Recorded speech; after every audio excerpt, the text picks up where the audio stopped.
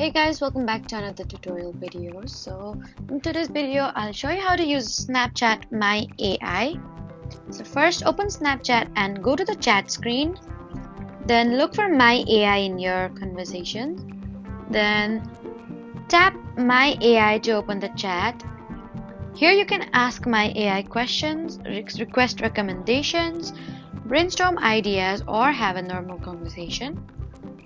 You can also try asking it to help with things like planning a trip, creating a list, or explaining a topic.